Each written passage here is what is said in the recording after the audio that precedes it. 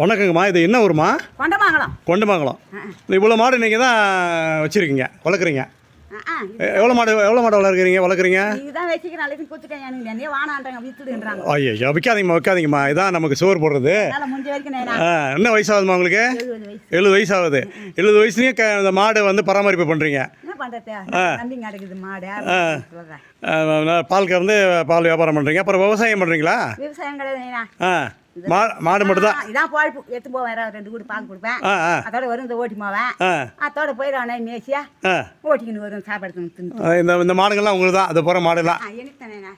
சரிம்மா. வேற என்ன வாழ்வாதாரம் உங்களுக்கு? வேறு சாப்பாடுக்கு வேற வியாபாரம் கிடையாது. பசங்க எத்தனை பேர் உங்களுக்கு? 2 பிள்ளை 2 பொண்ணு. நல்லா கல்யாணம் பண்ணிட்டீங்க? எல்லாருக்கும் ஆயிடுது. இதுதான் பழப்பு எனக்கு. நல்லா ஆரோக்கியமாக இருக்கீங்க உடம்பு?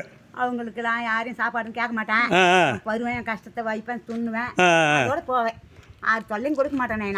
பாருங்க, கிராமப்புறத்தில் இருக்கவங்க வந்து மாடு மேய்ச்சி அந்த மாடை வச்சு பராமரித்து பால் வியாபாரம் பண்ணி அவங்க வாழ்வாதாரம் பண்ணுறாங்க. உடம்பு ரொம்ப ஆரோக்கியமாக இருக்குது. இதே இவங்க சென்னையில் இருந்திருந்தாங்கனாக்கா பேஷண்ட் மாதிரி ஆகிருப்பாங்க.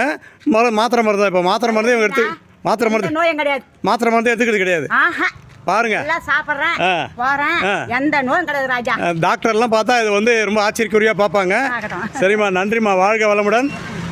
மாடுகளை விற்காதீங்க, பராமரிப்பு பண்ணுங்க. அது உங்கள் பசங்க மாதிரி.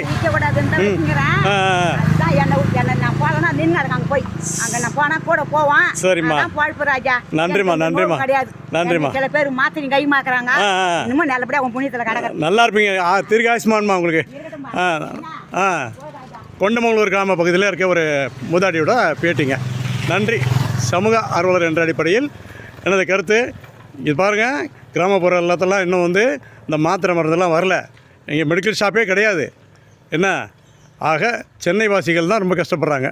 நன்றி. சமூக ஆர்வலர் என்ற அடிப்படையில் எனது கருத்து. வாழ்க வளமுடன்.